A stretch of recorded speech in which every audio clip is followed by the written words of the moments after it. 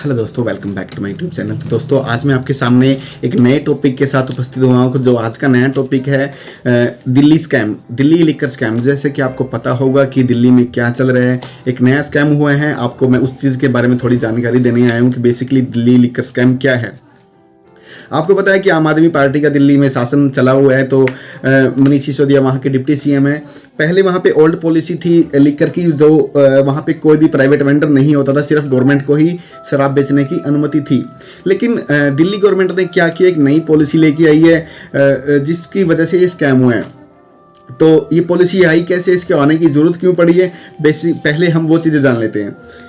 तो दिल्ली गवर्नमेंट ने बताया कि जो पहली वाली पॉलिसी है ये लाइक एक फ्रॉड पॉलिसी है, इसमें बहुत सारे स्कैम होते हैं। और जो हम नई पॉलिसी लेके आने वाले हैं, ये इससे बहुत बड़ा रिवेन्यू जनरेट होगा और गवर्नमेंट को फ़ायदा होगा, दिल्ली को फ़ायदा होगा, जिससे हम 10,000 करोड़ का रिवेन्यू जनरेट कर पाएंगे एक साल में। इसकी ये मेन वजह इन्होंने रखी और उसके रखने के बाद नई पॉलिसी बनाई। तो नई पॉलिसी क्या है, नई पॉलिसी में कैसे ये काम किया उन्होंने। तो पहले प्राइवेट वेंडर नहीं होते थे, प्राइवेट वेंडर नहीं होते थे पुरानी पॉलिसी में। सिर्फ जो गवर्नमेंट अथॉरिटी थी वही शराब को सेल कर सकती थी। लेकिन इनकी पॉलिसी में क्या हुआ, इन्होंने लाइसेंस बांटे हैं बड़े बड़े लोगों को, माफियाज को या फिर किसी प्राइवेट ऑर्गेनाइजेशन को, जिससे उन ऑर्गेनाइजेशन ने, उन माफियाज ने, उन लोगों ने आम आदमी पार्टी को पैसे दिए हैं। ठीक है, वो पैसे वो एक लाइसेंस की फीस लगा लो या जैसे भी है, उस फीस का गवर्नमेंट ने गलत यूज किया है, ये सीबीआई कह रही है। और सीबीआई कहती है कि आम आदमी पार्टी ने इस पॉलिसी को गलत तरीके से लागू किया गया, जिसका इम्पैक्ट पड़ रहा है कि इन्होंने उस पैसे का मिसयूज किया है। वो उस पैसे को इन्होंने पार्टी फंड में यूज किया है और पंजाब में जैसे इलेक्शन थे तो उन्होंने वहाँ पे यूज किया है। तो बेसिकली ये चीज़ें बनी कहाँ से, क्या हुआ था, ये पॉलिसी कैसे आई है। तो जब आम आदमी पार्टी ने अपनी दिखाया कि भाई हाँ ये हमारा प्रस्ताव रखा कि हमारी ये पॉलिसी है, तो जब अपनी असेंबली में तो वो बिल वहाँ से पास हो गया, तो गवर्नर के पास गया, तो गवर्नर ने उन्होंने 6 चेंजेस करने को बोला।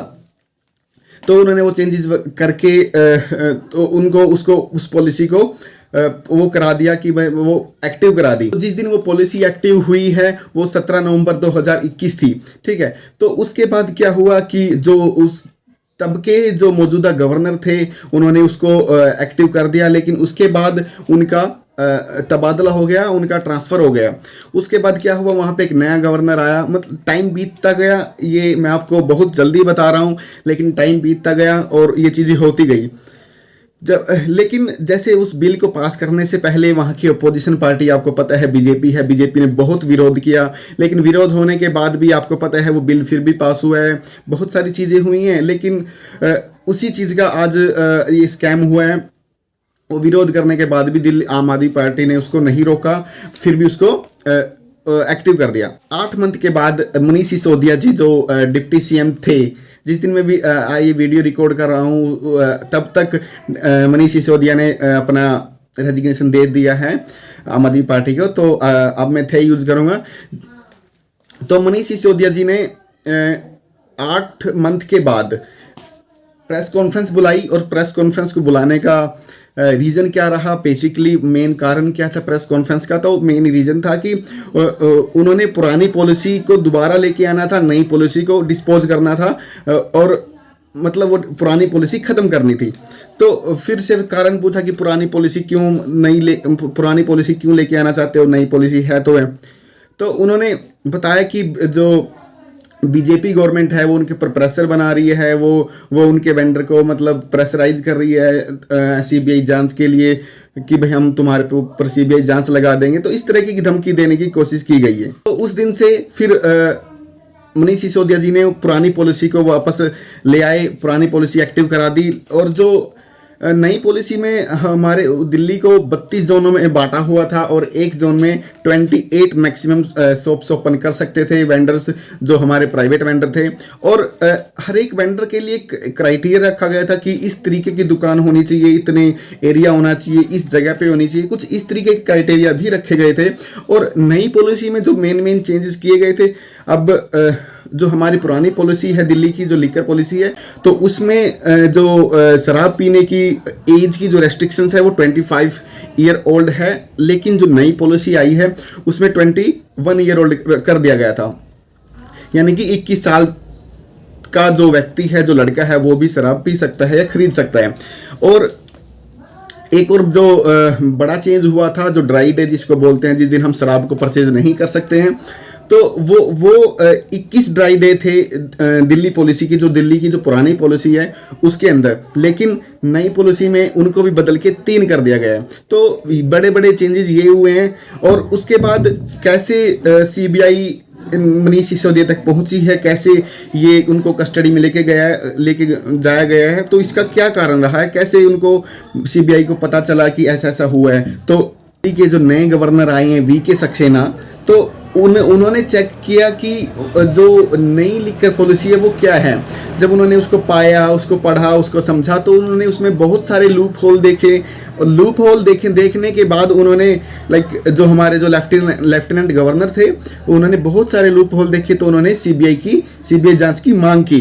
जब सीबीआई जांच की मांग की तो फिर ये मुद्दा उठने लगा। तो सीबीआई ने मनीष सिसोदिया जी को अपनी बुलाया, कस्टडी में रखा। जो 18 फरवरी 2023 को उनको सीबीआई जांच के लिए बुलाया गया था, ठीक है। और 26 फरवरी 2023 को मनीष सिसोदिया जी पेश हुए और 28 फरवरी को उनको 5 दिन का रिमांड या कस्टडी मिला और वो उनके पास, सीबीआई के पास कस्टडी में रहे।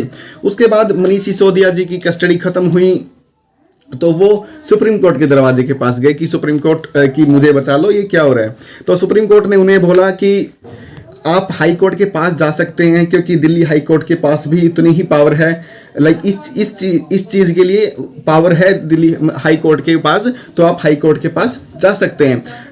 तो ऑब्वियसली मनीष सिसोदिया जी हाई कोर्ट के पास गए होंगे। तो लेकिन उससे पहले 1 मार्च 2023 को मनीष सिसोदिया जी ने 3 पेज का रेजिग्नेशन लेटर आम आदमी पार्टी के मुख्यालय में भेजा और उसको एक्सेप्ट कर लिया गया है अरविंद केजरीवाल की तरफ से। जो मनीष सिसोदिया के पास लगभग 18 डिपार्टमेंट थे, डिप्टी सीएम थे वो, एक्साइज डिपार्टमेंट को देखते थे, एजुकेशन मिनिस्टर थे, तो वो बहुत सारी मिनिस्ट्री को संभालते थे। बाकी के कुछ डिपार्टमेंट अन्य जो मंत्रीगण है वो संभालते थे। तो अभी उन्होंने सभी डिपार्टमेंट से अपना इस्तीफा, रेजिग्नेशन दे दिया गया है। बेसिकली हम ये देखेंगे कि मनीष सिसोदिया के ऊपर क्या क्या आरोप लगे हैं, बीजेपी ने क्या आरोप लगाए हैं, सीबीआई ने क्या आरोप लगाए हैं। तो वही मेन कंक्लूजन है। सीबीआई कहती है कि मनीष सिसोदिया जी ने इस पॉलिसी को गलत तरीके से यूज किया, गलत तरीके से इसको पारित कराया।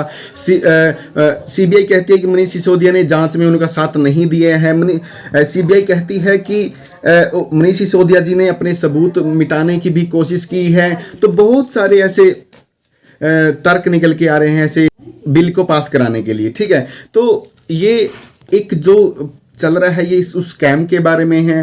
ये मेरी कोई व्यक्तिगत राय नहीं है, तो प्लीज़ इसको मेरे से जोड़ के मत देखिएगा। ओके, तो इस वीडियो के लिए इतना ही। अगर आपको वीडियो अच्छी लगी है, आपको ये कुछ जानकारी अच्छी लगी, कुछ आपको समझ आया है, तो चैनल को सब्सक्राइब कर दीजिएगा, बेल आइकन ज़रूर दबाइएगा और अपने दोस्त के साथ ज़रूर शेयर कीजिएगा। फिर मिलते हैं एक नई वीडियो के साथ। जय हिंद, जय भारत।